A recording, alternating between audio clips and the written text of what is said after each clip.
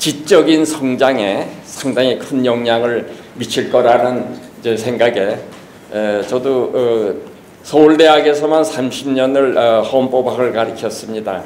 그래서 그 대학생을 놓고 이렇게 강의하는 거하고 또 여러분들을 놓고 이제 얘기하는 거하고 이제 감회가 다른데요. 아까 그 크리스마스 캐롤을 포함해서 이런 자유스럽게 노래를 할 수 있다는 것도 얼마나 우리가 축복이다 하는 생각을 가지면서 제 경험을 몇 가지만 말씀드리고 그리고 이제 본론으로 들어가겠는데 그래도 여러분들한테 짧은 시간에 얼마나 많은 것을 전달할 수 있을까 하는 욕심 때문에 자꾸 말이 이제 많아지고 중언부언이 나올 수 있습니다. 그러나 이제 요령을 꼭꼭 집어서 이제 말씀드리겠습니다. 저는 6.25 나던 해 중학교 1학년생이었습니다. 춘천에서 자라서 초등학교부터 거기서 자라서 중학교 1학년에 딱 들어갔는데 한 달 만에 6.25가 났어요. 제가 학교 생활을 언제부터 시작한 줄 아세요? 2학년 2학기부터 그것도 이제 수복하니까 교실이랑 뭐 있을 게 뭡니까? 멀쩡한 교실이 있으면 그건 군대가 이제 점령해서 쓰고 있고 학교가 없어서 산에 이 언덕배기에다가 칠판 걸어놓고 이렇게 이제 한 데서 공부하고 그랬어요. 그래가지고 교실다운 교실에서 공부해 본 건요, 고3 2학기 때부터입니다. 그전에는 그 가교사에서요, 이 주택, 좀 큰 주택을 이렇게 헐어서 그걸 작은 방에다가 아주 쫄막하게 널판지 이렇게 놓고 60명, 70명이 들어 앉아서 공부를 하고 그랬어요. 그러니까 이게 의미하는 바는요, 북한 노동당 규약에 의하면 남한 해방이, 남조선 해방이 이제 한 번도 바뀐 적이 없는 노동당의 목표입니다. 목표 중에 하나입니다. 이제 그런 걸 생각하면은 이게 우리가 얼마나 감사한가 하는 생각을 해요. 왜냐하면 소비에트 체제가 공산 체제가 허물어지기, 사회주의 체제가 허물어지기 한 1, 2년 전인가 미국에 연수를 간 적이 있었는데 연구실에 유고슬라비아인지 루마니아인지 아무튼 동구권, 남동구권에 속했던 학자가 연구실에 놀러왔다가 대화를 나누는데 너희 나라는 공산주의지만 그래도 통일이 분단이라는 사실이 없으니까 참 좋겠다 그랬더니 이 친구가 대뜸 정색을 하고 너희는 반쪽이라도 자유가 있으니까 너무 좋겠다. 아주 부럽다고 그러더라고요. 그것이 갖는 의미가 있습니다. 여러분들 자유를 선택할래? 아니면 좀 붉은 색깔의 통일을 원합니까? 왜냐하면 우리 민족끼리라고 하는 것은 이것을 숨긴 거거든요. 우리 민족끼리. 우리 민족끼리인데 미군 다 나가라고 그러고 우리 민족끼리 말해요. 근데 그 우리 민족이라고 하는 것을 판가름하는 기준은 누구겠어요? 노동당이지. 북한 노동당이지. 그렇잖아요? 그거는 그 북한의 역사를 봐도 그렇고 하는 논리가 전부요. 그렇게 통합이 잘 되면 북한 안에서 왜 노동수용소가 있습니까? 그러니까 강제수용소가 있습니까? 그러니까 포용을 해야지. 같은 민족끼리인데. 그렇잖아요? 그래서 그거 하나만 보더라도 그것이 의미하는 바가 대단히 심각한데 그 민족주의적인 감정에 호소해서 지금 남쪽에 공격을 가하는 그걸로 북한의 그 선전 매체 하나가 우리 민족끼리입니다. 그런 것도 여러분들이 겸해서 아시는 게 좋을 것 같고요. 그 다음에 그 헌법을 얘기를 하는데 헌법을 쉽게 이해를 하려면요. 헌법은 우리 얼마 전에 뉴스에 큰 건물에 안전이 문제된다고 해서 텔레비전 비전에 한 중앙에 있는 기둥이 허물어지는 이걸 이제 전부 보셨을 거라고 믿습니다. 근데 헌법이라는 건요, 설계도입니다. 나라의 설계도. 설계도대로 나라를 꾸미는 겁니다. 이 설계도예요. 우리는 자유가 중심이고, 여러분들, 자유라는 건 국민이 누리는 거 아닙니까? 한 사람 한 사람이 다 개인으로서의 존엄과 가치를 가지는 존재로 이렇게 이 대전제를 놓고 권력이라고 하는 것은 이것은 서포트하는 기능만 하도록 꾸민 게 헌법입니다. 권력이 있고 권력이 우리 다스리는 게 아니라요. 우리 구조가요. 헌법 구조가 그걸 분명하게 알아야 합니다. 그래서 그것을 실현하는 장치의 하나가 권력 분립이라든지 견제와 균형의 원리입니다. 기본권의 원리가 있고, 그렇죠? 자유를 대변하는 기본권, 자유와 평등하는 기본권의 원리가 있고, 그 다음에 이것을 서포트하기 위해서 국가 권력이 있는데, 국가 권력이 왜 존재합니까? 외적이 침해하는 나라를 자유를 방어해야 하고, 그렇죠? 외교도 해야 하고, 또 안전도 뭐 여러 가지를 도모를 하기 위해서 국가 조직이 필요한데, 이것이 권력이 집중이 되면은 여러분들 독재라는 말하고요, 권력 집중이라고 하는 말하고 동의합니다. 사실은 견제가 안 되면은 이게 독재가 되는 겁니다. 간단한 논리입니다. 정당이 왜 우리는 여러 개 있는 줄 아세요? 하나만 있어 보세요. 견제와 균형이 무슨 의미가 있겠어요? 국회에서 한 정당이 대통령이 하는 거 다 찬성하면은 북한하고 조금 더 달라질 게 없거든요. 중국하고 달라질 게 하나도 없어요. 그렇잖아요. 그러니까 정당이 이게 웃기긴 웃기지만은 나라 일을 제대로 못하고 만날 당쟁만 하는 것 같지만 이게 또 갖는 함의가 또 있어요. 이걸 잘하면서 일까지 더 잘하면 더 바람직하지만은 이것조차도 못하면요, 이 견제와 균형조차 못하면은 이게 바로 독재입니다. 그래서 지금 우리나라에서 뭡니까 이 군대도 막 적폐라고 해서 통제해놓고 사법부도 통제해서 이렇게 해놓고 말이죠. 또 여당이 아주 뭐 대통령의 그 청와대에서 나오는 거면 지시하는 이런 거면은 대단히 우려스러운 경향입니다. 이러한 경향도 우려스러운데 이것을 분명하게 아는 것이 여러분들의 오늘은 이제 말하자면 저한테 배우러 오신 분들이니까 그걸 분명히 알아야 합니다. 프랑스 인권선언이란 걸 아실 겁니다. 프랑스 인권선언은 1789년에 나왔습니다. 그때 그 프랑스 인권선언에 여러 개 조항이 있는데 그중 안에 제16조에 이런 말이 있습니다. 프랑스 인권선언은요, 지금 현재 그때 1789년에 나왔지만 현행 헌법의 한 부분입니다. 프랑스 헌법에는요, 기본권 장이 없어요. 왜냐하면 인권선언이 바로 기본권 장이에요. 그러니까 이걸 보면은 괜히 여러 가지 명분을 붙여가지고 그 명분을 팔아서 이상한 것도 집어넣으려고 자꾸 개헌을 주장하는데, 아니 1789년에 이걸 했는데 이거 왜 바꿉니까? 이제 여기 16절 보면요, 이런 구절이 나옵니다. 이게 그 옛날에 이런 걸 터득했다고 하는 것이 참 놀라워요. 뭐라고 돼 있냐면요, 기본권이 보장이 없고, 그러니까 기본권을 보장하지 아니하고, 그다음에 권력 분립이 없는 나라는 헌법이 없는 나라다, 이렇게 하고 있어요. 그러니까 헌법이 이 기준 가지고, 이 정의를 가지고 정의하면요, 중국이나 북한은 헌법이 없습니다. 그게 무슨 헌법입니까? 그 대신 중국이나 북한 헌법을 보면요, 아주 대표적인 게 이런 게 있습니다. 물론 민주주의 얘기가 나옵니다만 그거 말고 민주적 중앙집권제라고 하는 말이 나옵니다. 말은 거기도 데모크라틱 센트럴리제이션이라고 이렇게 합니다.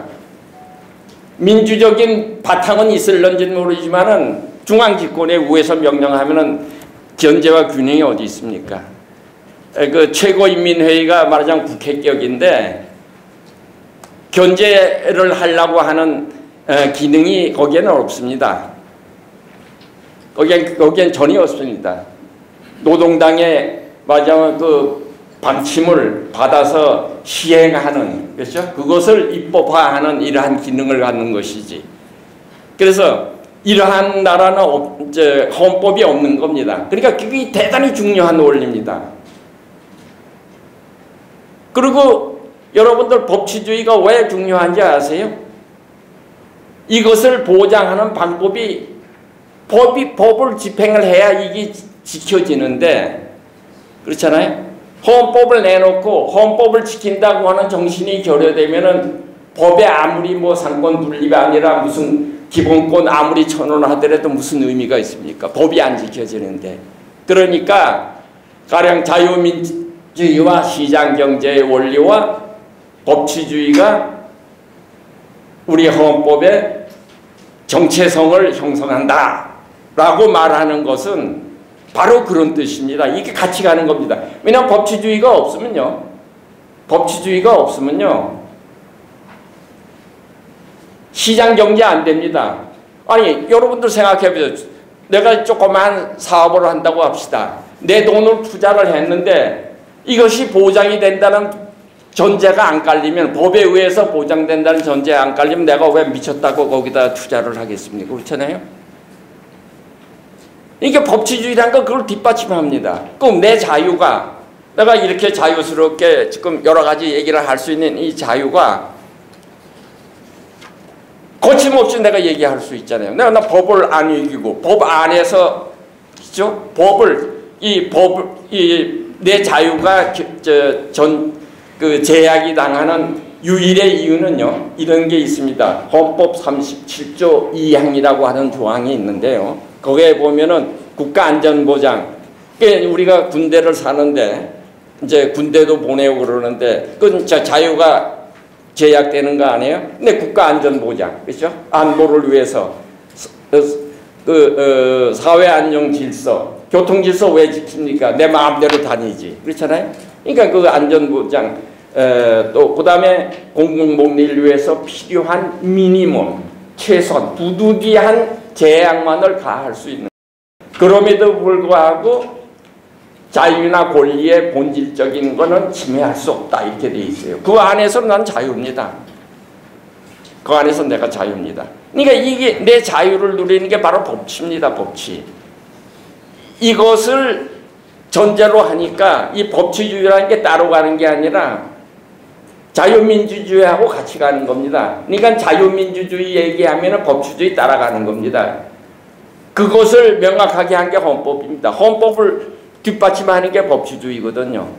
근데 법치주의가요, 우리나라에서 참 그 오해를 사고 있는 것 중에 하나가요, 교통규칙도 잘 지키고 세금도 잘 내고 뭐 여러 가지 규칙들, 사업하는 사람이면 사업에 관련된 인허가 뭐 이런 규칙 잘 지켜야죠.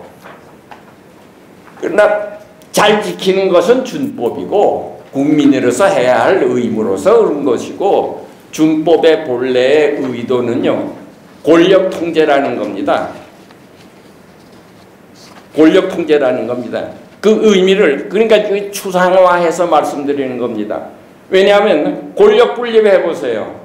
권력 분립을 보장하는 것은 헌법 아닙니까? 그렇잖아요.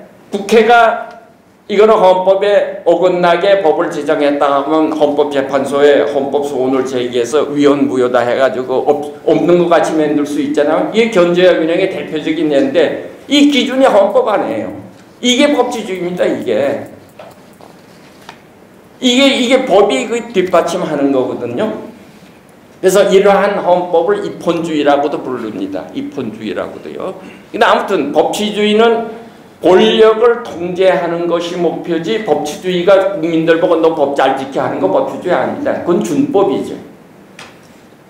그러니까 여러분들이요, 법치주의 할 때 권력 통제라고 하는 이러한 요소를 빼는, 권력 통제라는 개념은 물론 추상화된 겁니다. 그보다 더 구체화되면은 그 사법권의 독립이라든지 권력 분립의 견제와 균형이라든지 뭐 이제 헌법 소원 제기, 소송을 제기하고 뭐 이제 사법권의 독립이 안 되면 판사가 무슨 힘으로 이거는 위법입니다. 이것은 헌법에 위반하기 때문에 무효입니다. 이걸 어떻게 감히 얘기를 할 수 있어요?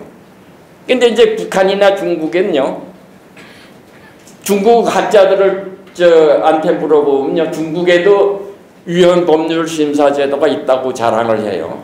그게 어떻게 하는 거냐 그랬더니 거기 공산당이죠. 북한으로 치면 노동당 그 상임위원회의 헌법위원회 이름은 정확하게 지금 기억을 못하지만 헌법위원회라는 게 이제 그런 기구가 있어서 그 기구가 정부가 하는 일이 헌법에 어긋나는지 아닌지를 통제한대. 이건 정당이 하는 거 아니에요. 우리로 치면은.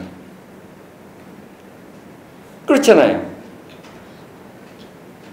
그게 무슨 권력 통제입니까? 그렇잖아요. 그래서 그러한 경우에는요, 영어로 말씀드리면요, 권력 통제가 기본인 법치주의는 The Rule of Law라고 합니다. 법의 지배입니다. 근데 이 법이 준법을 강조하는 이러한 법치주의는요, Rule by Law라고 합니다. Rule by Law. 법이란 건 통치 수단일 뿐이죠. 근데 여러분들 현대 국가가요, 현대국가가 뭐 조그마한 마을 통치도 아니고 수천만 수백만 뭐 수억 명의 인구를 거느리는 이런 나라가 일사불란하게 나라를 꾸리려고 할 것 같으면은 공산주의든 뭐 전체주의든 공산주의 전체주의든 뭐 자유민주주의든 법이 대단히 중요할 수밖에 없습니다. 왜냐하면 통일된 기준을 주거든요. 그렇잖아요. 중국으로 치면 산동성의 기준하고 저쪽 광동성의 기준하고 다르다고 하면 그 통일국가라고 할 수 없잖아요. 그렇잖아요. 그러니까 대단히 중요합니다. 현대국가 쳐놓고 법치를 중시하지 아니하는 나라가 없습니다. 그리고 그 법치를 중시하기 위해서 반부패 운동을 굉장히 벌립니다.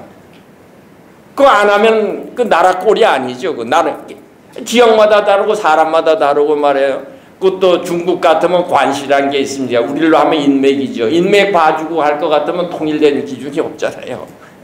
그래서 법치를 대단히 강조하지만은 법을 통제하는 권력기관을 통제하는 장치가 없기 때문에 이런 건 룰 바이 로라고 합니다. 룰 오브 로가 아닙니다. 근데 이거를 우리나라 이 언론이나 이런 걸 보면 법치 그러는데 이걸 분명하게 알고 써야 합니다. 법치주의는요, 권력 통제가 중심입니다. 대통령이 뭐 제왕적으로 나간다 말이죠. 독재적으로 나간다 하는 거예요. 왜냐하면 통제가 안 돼. 통제를 잘 못하고 있잖아요. 그렇잖아요. 그러면 그것이 법 때문입니까? 다른 것 때문입니까? 아무튼 그래서 그런 것을 미리 말씀드리고요. 조금 중간 이런 얘기를 또 후에 나옵니다만은 우선 처음부터 한번 보세요. 이제 대한민국의 정체성은 자유민주주의 시장경제 및 법치주의다. 이미 이제 말씀드렸죠. 한 나라의 헌법은 그 나라의 설계도를 할 수 있다. 대한민국은 대한민국 헌법의 기초 후에 헌법의 설계대로 조직 구성되었다. 대한민국 헌법은 분명하게 대한민국을 자유민주주의 시장경제 및 법치주의로 설계하고 있는 것이다. 그러므로 자유민주주의나 시장경제나 법치주의를 훼손하거나 제거하면은 대한민국이 이태롭게 기울어지거나 그 큰 건물 기울어지는 거 마찬가지입니다. 그 기둥을 헐어보세요. 기울어지거나 아예 붕괴되죠. 그것들은 고층 건물을 떠받드는 중심 기둥이기 때문에 그렇다 이겁니다. 그렇죠? 이제 지난번에 이제 문제가 되는 것은 여당에서 내놓은 그 헌법 개헌안에 자유민주적 기본질서 조항의 자유를 뺀 개헌안을 내놓았다가 야당이 반발을 하자 4시간 뒤 그것은 원내 대변인의 실수라고 하는 해프닝이 있었습니다. 여러분들 기억하시는 분들 있을 겁니다. 근데 슬그머니 교육부는요, 뭐 아무 무슨 어나운스도 없이 교육부는 새로운 역사교과서 집필 기준을 고시하여 굳이 자유민주주의에서 자유를 삭제하고 난 민주주의를 대한민국의 정체성으로 역사교과서 집필을 하라는 데 있다. 이 집필 기준을 제도화한 교육부 고시는 이를 통하여 정부가 헌법을 위반하는 사항을 집필자에게 강제하고 이를 통하여 지적 성장 과정에 있는 초중고 학생들에게 가르치게 함으로써 헌법 위반 행위를 하게 하는 것이다. 뿐만 아니라 정확치 아니한 틀린 지식, 즉 대한민국에 대한 위헌 사항을 합본 사항인 양 가르치라는 것이 된다.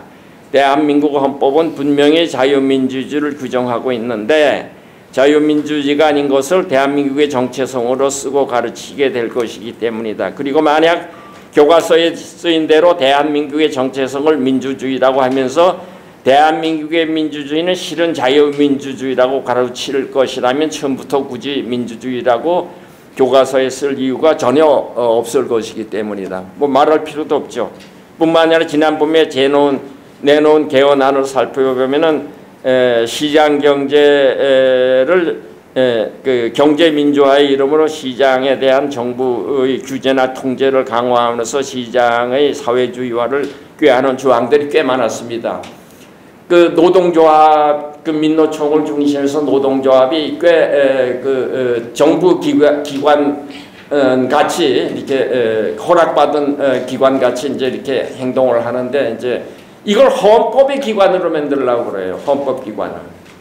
그러니까 그걸 뭐 감히 법률에 의해서는 그 통제를 할 수 없는 게 되겠죠. 헌법에 집어넣으려고. 이제 여당에서 나온 개헌안에 보면요. 근데 그거에 관해서도 말하고 싶은데 그것까지 얘기하려면 이 시간이 모자랄 것 같아서 여기서 넘어가기로 하고요. 이 시장 경제의 사회주의화 개헌안 이것은 넘어가기로 하고 그 다음에 민주주의란 말에 관해서 이제 그 하나하나를 조금 자세히 보겠습니다. 민주주의라는 개념은 상당히 포괄적인 개념입니다. 그러니까 자유민주주의 물론 포괄합니다. 그러나 인민민주주의, 대중민주주의, 진보적 민주주의도 인민민주주의요. 인민민주주의의 주체는 국민이 아니라요. 노동자 농민입니다. 거기에 뭐 근로하는 뭐 지식인이라든지 병사라든지 이제 이런 걸 곁다리로 끼웁니다만은 이제 노동자 농민이 주체거든요. 돈 있는 사람은 거기 주체가 못 됩니다. 말하자면. 그래서 이제 자본가들 배척하는 거 그 원리에서 나오는데요. 그런데 아무튼 민주주의라고 하는 것은 그 데모크라시라고 하는 건요. 데모가 이제 그 시민이라는 얘기, 국민이라는 얘기인데 국민이 지배한다는 거예요. 이거 북한에서도 선거를 하겠죠. 선거를 하나 후보자가 몇 사람이겠어요. 노동당에서 내놓은 한 사람밖에 없잖아요. 예스나 노밖에 없어요. 우리가 여러 사람을 이제 대표를 뽑고 싶지만은 그걸 이제 정당이 존재한다는 건 여러 정당이 이제 좋은 사람 내놓으니까 그 중에서 하나 골라라 하는 거 아니에요? 그 고르는 게 한 사람밖에 없다고 할 것 같은 그게 무슨 선거입니까? 이제 아무튼 그리고 단순한 여러분도 광장에 모여서 박수 치는 것도 민주주의라고 그래요. 원자력 발전을 그거 하는데 뭡니까? 뭐라고 그랬죠? 거기에 붙여가지고 뭐라고 말을 있었잖아요.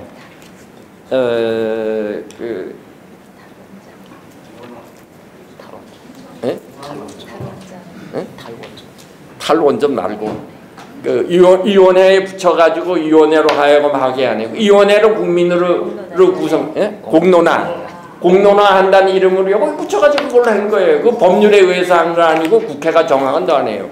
국회가 왜 존재합니까? 그렇잖아요. 국회가 존재하고 정부가 존재하고 다 그렇으면 그게 결정을 해야지. 다 그리고 국가 결정을 하려면 다 조사도 하고 뭐 연구도 해가지고 이렇게 결정을 하는 건데 공론화위원회에 붙여놓고 이거 시민들이 모여서 결정한 건데 이거 다 민주주의입니다, 여러분들. 광장에 모여서 이렇게 하면 이거 다 민주주의예요. 그렇잖아요. 그런 것까지 포함하는 포괄적인 개념입니다. 그러면 이러한 것을 교가 아이들한테 가르치는 의도가 뭐냐 이겁니다.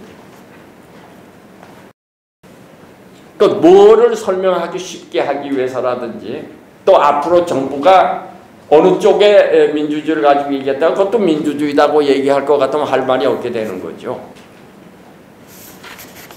그래서 그 민주주의가 포괄적인 얘기다. 그리고 그래서 시장경제가 아니고 또 법치주의가 아닌 국가여도 북한이나 중국같이 이러한 포괄적인 민주주의로 포섭되는 민주주의 국가라 할 수 있으며, 그렇죠? 스스로도 민주주의 국가라고 자칭하고 있다. 전체주의 일당 독재 국가인 조선민주주의 인민공화국이나 인민민주주의를 주장하는 중국이 그러한 대표적인 예가 된다. 인민공화국은 분명히 전체주의 일당 독재 국가이나 민주주의 국가이기도 하기 때문이다. 북한 헌법 제5조에는 아까 말씀드린 데모크라틱 센트럴리즘의 원칙이 그 민주주의 중앙 집권제의 원칙이 바로 이 점을 말해주는 것이죠. 중앙 집권입니다. 중앙에서 얘기하면 이의를 제기한다든지 여기에 행정소송 제기한다든지 하는 거, 헌법 소원 제기한다는 거 상상도 할 수 없습니다. 그리고 노동당의 영도주의라고 있습니다. 그건 북한 헌법 제11조에 보면요. 이게 똑같은 조항이요. 조항의 위치는 다르지만 시간이 다 된다고 그러는데 지금 뭐 서론만 지금 뚜껑만 열었는데 이거 예. 이 뚜껑만 열었는데 그 어디까지 얘기해야 할는지 모르겠네. 그러니까 이제 11조에 보면요. 노동당 영도주의가 나옵니다. 노동당이 결정하는 건요. 최고인민회의가 됐든 무슨 내각이 됐든 말이죠. 군대가 됐든 군대 안에도요. 대대장이 있으면 대대장 그 바로 밑에 그 대대장보다 실권은 더 있어요. 부대대장에 해당하는 그 정치 대대장이 있습니다. 중대도 있고요. 사단대로. 이게 노동당 바로 이제 이거 하는 거거든요. 또 그거에 일사불란하게 움직이게 돼 있어요. 거기에 무슨 견제와 균형이 있고 권력 분립의 원리가 있습니다. 이제 이거거든요. 이게 헌법에 나타나 있습니다. 그러니까 헌법 설계대로 분할되어 있는 거고 프랑스 헌법 인권선언 제16조에 의하면 그건 헌법도 아니에요. 그런 식 종의에 의하면요. 아무튼 그다음에 이제 둘째로는 자유민주주의에서 자유의 요소가 빠지면 이미 자유민주주의가 아니다. 왜냐하면 그 자유의 요소는 자유민주의 핵심이기 때문이다. 자유의 요소는 시장경제 질서에서도 그 핵심에 해당한다. 그래서 시장경제라고 하는 건요. 법률적으로는요. 사유재산제도가 있느냐 없느냐 하는 겁니다. 사유재산제도. 북한에 무슨 사유재산제도가 있습니까? 배급하는 것뿐인데, 그렇죠? 국가에서 다 통제경제라 해서 국가기업이 다 만들어가지고 이렇게 하는 건데, 배급도 그 배급 체제가 깨져서 배급을 못 주니까 이제 살아남으라고 그 장마당 그걸 허용한 것뿐인데, 그러나 국가로부터의 통제로부터 자유스러운 이러한 시장경제는 아닙니다. 아무튼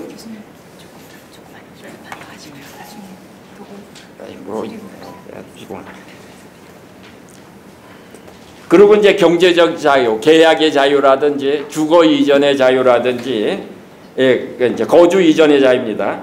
무엇보다도 계약의 자유 등 경제 활동의 자유 이제 이런 거에 바탕에 있기 때문에 사실은 시장 경제라고 하는 것도 그 자유민주주의에 포섭해서 개념적으로는 포섭해서 얘기해도 틀림이 없습니다. 그리고 그거 뒷받침은 법치주의가 아니다. 법치주의가 없으면요, 그렇죠? 법치주의라는 것은 여러분들 학부모이기도 하니까 분명하게 말씀드리는데 법치주의가 가지는 건 아까 말한 대로 권력 통제가 목표인데 그건 사회에 무엇을 주냐면은 예측 가능성을 주는 겁니다. 내 자유가, 내 권리가 어디까지 갈 수 있느냐 하는 예측을 가능하잖아요. 내가 투자한 것이 보호되느냐, 어디까지 보호되느냐 하는 걸 예측을 가능하게 합니다. 이것이 또 조령 모계에서는 안 됩니다. 자주 바뀐다면은 소위 안정성이 없죠. 그건 법이 언제 바뀌어서 내 재산이 뺏길는지 모르는데 누가 투자를 합니까? 그래서 이 법치주의가 가지는 가장 큰 장점은 자유민주주의나 시장경제에 예측 가능성을 주고요. 예측을 가능하게. 예측을 해야 계획을 세우잖아요. 그 다음에 안정성을 주고요. 그렇죠? 이것이 당분간 계속이 된다는 전제가 깔려야 내가 그 투자를 하죠. 아무튼 그래서 우리나라로 치면은 지금 대한민국 헌법이요. 마그나 카르타입니다. 프랑스 인권선언에 해당하는 겁니다. 우리가 5,000년 역사에 이걸 가진 적이 어디에 있습니까? 우리가 우리 민족끼리라고 할 것 같으면 우리가 누리는 이 자유와 경제적인 번영을 북한에 동포하고 말하자면 쉐어하는 것이 민족주의지 준의 스타일로 사는 것이 민족주의일 수는 없겠죠. 그렇잖아요. 오히려 반대로 생각해야지. 한반도의 유일 합법 정부라는 건요. 그 대한민국 수립이 선포된 게 1948년 8월 15일 날 아닙니까? 근데 그 여러 가지 노력을 해가지고요. 우리나라 대표가 이제 유엔 총회가 그해 파리에서 열렸는데 거기서 유엔 차원에 이제 여러분들 이런 제도가 있습니다. 어느 나라가 독립국가가 되면요, 그 외교를 수립하기 전에 외교 관계를 맺기 전에 우리 저 나라를 그 승인한다. 그러면 이제 아직도 내전 중인 나라에서는 내정 간섭이 되겠지만은 독립이 완성된 이런 나라에서는 이제 그런 과정을 거쳐서 우리나라는 이 나라를 국가로 인정한다. 이러한 절차를 받습니다. 그것을 국가의 승인이라고 하는데 유엔은 유엔 나름대로 승인을 합니다. 그래서 북한의 이제 공산 진영에 소련을 중심으로 한 공산 진영에 아주 극심한 반대 그 운동이 있었는데요. 그런데 이제 유엔 총회에서 유일 합법 정부라고요. 이런 문제가 나올 적마다 그 원문을 또 읽어보고 또 읽어보고 또 읽어봤는데도 유일 합법 정부라고 하는 그 어디 유엔에서 나온 그 성명서인데 그 결의문인데 아니 그걸 어떻게 합법 정부라는 걸 그거 아니라고 얘기를 합니까? 그게 첫째 그 답변이 이거예요. 둘째는요. 그 분명하게 있는데 북한은 그때 끼지도 못했거든요. 소련이나 그때 이제 체코니 뭐 이런 위성 국가들이 모두 합체해가지고 그걸 실현하려고 그러는데 아예 초청도 못 받았고 우리가 가서 이제 초청을 받아가지고 했는데 그 내용을 볼 것 같으면은 여러분들 가만히 상상해 보세요. 새로운 나라가 지금 탄생한다고 그러면은 가장 선거 과정이 공정해야 할 거 아닙니까? 그러니까 유엔 위원회가 거기 파견돼서 유엔 감시하에 선거를 치러서 정부를 세우고 그다음에 그걸 이제 독립국가로 이제 이렇게 독립이 하게 되는데 우리가 그 과정을 거쳤거든요. 그래서 유엔 위원회가 선거 감시를 하려고 들어왔는데 대한민국에요. 근데 북한에도 하고자 했는데 북한에서는 물론 북한 땅 밟는 걸 거부를 했죠. 그러니까 그 표현이 아주 묘해요. 자, 유엔 감시하에 선거가 일어났는데 그러한 선거 감시하에 선거가 치러져서 합법적으로 정부가 수립돼서 독립된 나라는 대한민국이다라고 표현하지 그 왜 어떻게 다른 방법으로 해요? 그렇잖아요. 그게 유일 합법 정부인데 여러분들 합법이니 불법이야 하는 거 왜 또 48년으로 거기까지 거슬러 올라가는 것만이 기준이겠어요. 오늘날 여러분들 북한이 최악의 인권 탄압 국가라는 걸 알고 계시잖아요. 그렇죠? 그러면 오늘날의 세상에 인권 침해를 하는 것이 합법입니까? 북한으로서는 그 내정 간섭이라고 하는지는 모르겠죠. 그러나 UN이라고 하는 기구는 세계 평화를 위한다는 목표에 인권을 보호하기 위해서 인권 보호와 세계 평화하고 같이 가는데 인권을 그렇게 보호하는 나라 남북한 쳐놓고 어느 나라가 인권을 보장하는 나라입니까? 북한이 합법 국가입니까? 그럼 인권 침해를 하는 차원에서 얘기하면요.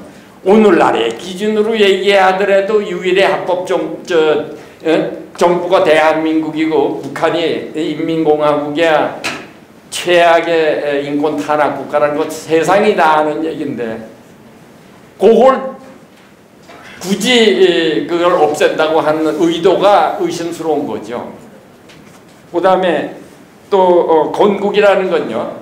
여러분들 그 초등학교 고학년만 되더라도요. 국가의 3대 요소가 뭐냐 하는 거 다 알아요. 국가의 중요한 요소가 뭐냐. 영토, 주권, 국민 아닙니까? 그렇잖아요. 상해 임시정부가 무슨 영토가 있어요? 주권이 있어요? 무슨 국민이 있어요? 그게 건국일 수가 없죠. 아직은 너무나 상식적인데 그걸 건국 그러니까 그 의도는 분명합니다. 대한민국의 정통성을 거부를 하기 위해서 거기다 갖다 끌어대는 거예요.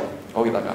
그리고 한번 보세요. 우리나라 헌법은요. 그뿐만 아니라 상해 임시정부에서 만든 그 헌법에 상해 임시정부 헌법이 만든 여러 가지 자 주권 재민 그러니까 국민한테 주권이 있다고 하는 원리 하나 둘째는 그 민주공화국이라고 하는 거 우리가 채택하고 있잖아요.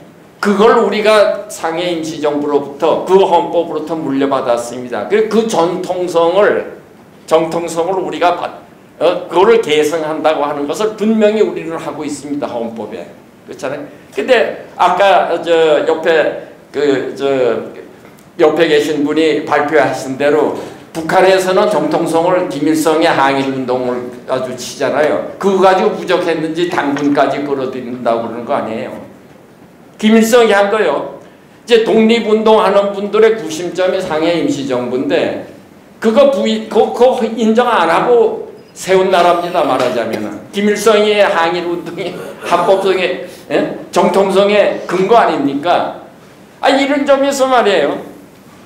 너무 의문의 여지가 없는데 내년을 뭐 대한민국 수립 100주년 기념 행사를 하겠다고 이제 뭐 행사 준비를 한다고 그러니까 어처구니가 없는 거죠. 그건 너무나 분명한 건데 그렇잖아요. 다만 우리가 상해 임시정부로부터 중요한 그 전통을 이어받은 건 사실이에요. 그렇잖아요. 자, 국민 주권의 원리, 민주공화국이라고 하는 거예요. 그렇죠? 이거 지금 우리가 대한민국의 아주 기초입니다. 교과서 문제, 자유를 뺀 것을 국민이 들고 일어나야 합니다. 그 얘기는 아까 나왔는데 국민이 들고 일어나는 것은 합법적인 방법이 두 개가 있습니다. 하나는 헌법소원이나 헌법소원을 제기하거나 행정소송을 제기해야 합니다. 그건 이제 뭐 간단히 여기에 표시를 해놨습니다. 또 하나는요. 데모하고 항의 서한 보내고 청원서 보내고 하는 것도 방법이고요. 그거 얼마든지 우리가 할 수가 있습니다. 북한에서는 못하겠지만 말이죠. 정부에 말하는 거니까. 그리고 또 하나는 최종적으로는요. 가령 대한민국이 위태롭게 됐을 때는 방어적 민주주의를 방어적 민주주의라고 합니다. 체제를 지키기 위해서 국민이 나서는 겁니다. 그래서 저항권, 혁명권도 갖고 있습니다. 왜냐하면 주권 재민이라고 하는 건요. 국민 주권이라는 건 국민이 주체라는 얘기거든요. 그거 하고 어긋나는 경우는 지키기 위해서 저항권을 발동할 수 있는 거죠. 그러나 평시적인 저항권의 행사가 데모하고 청원서 내고 이런 겁니다. 이걸 해야 합니다. 아직은 우리가 비상적인 이러한 수단에 의존할 단계는 아니라고 생각되기 때문에 그러나 이제 우리가 저항권을 행사를 해야죠. 가령 소송을 제기한다고 하는 것도 저항권의 한 방편입니다.